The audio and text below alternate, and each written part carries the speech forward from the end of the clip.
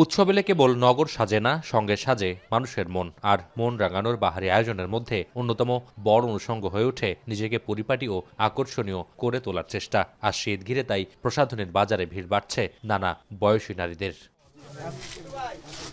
বাজার জুড়ে যখন ভিনদেশি কসমেটিক্সের চোখ ধাঁধানো বিজ্ঞাপন আর সোশ্যাল মিডিয়া জুড়ে চমকপ্রদ ক্রেতা আকর্ষণের চেষ্টা, তখন উত্তরের বাণিজ্যিক শহর সৈয়দপুরে দেশীয় ব্র্যান্ডে ঝুঁকছেন তরুণী, কিশোরী ও নারীরা। ঈদ ঘনিয়ে আসায় বিক্রি বাড়ছে মেহেদি, ফেস ওয়াশ, তেলসহ স্কিন কেয়ার সামগ্রীর। মমতাজ আমাদের মেহেদি আছে, তারপর রিমুভার আছে, মমতাজের স্ক্রাব, মমতাজের হেয়ার রিমুভার ক্রিম, মমতাজের ক্লিনজার, তারপরে হচ্ছে ওয়্যাক্স বের করছে একটা হানি। সব মমতাজের মোটামুটি সবই চাহিদা ভালো আছে। সব প্রোডাক্টেই বেশি কম বেশি মুমতাজের চাহিদা বেশি আর কি। ঈদের আগের 7 থেকে 10 দিন দেশীয় সব প্রসাধনের বিক্রি কয়েকগুণ বাড়বে বলছেন বিক্রেতারা। শেষ সময়ের রূপচর্চায় বিউটি পার্লার ও সেলুনগুলোতে ক্রেতার ভিড় বাড়ায় সরবরাহ বাড়ার আশা তাদের।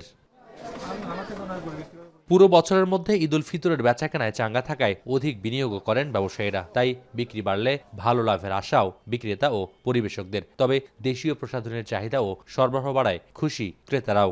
বিদেশি পণ্যের উপরে বেশিরভাগ আমরা ঝুঁকেছিলাম, যেমন হলো পাকিস্তানি, ইন্ডিয়ান, কিন্তু বর্তমানে কিন্তু আমাদের দেশি পণ্য অনেক এগিয়ে যাচ্ছে। বাংলাদেশবাসী আমরা বিশ্বাস করি আমরা দেশি পণ্য ব্যবহার করব, দেশকে সমৃদ্ধশালী করব।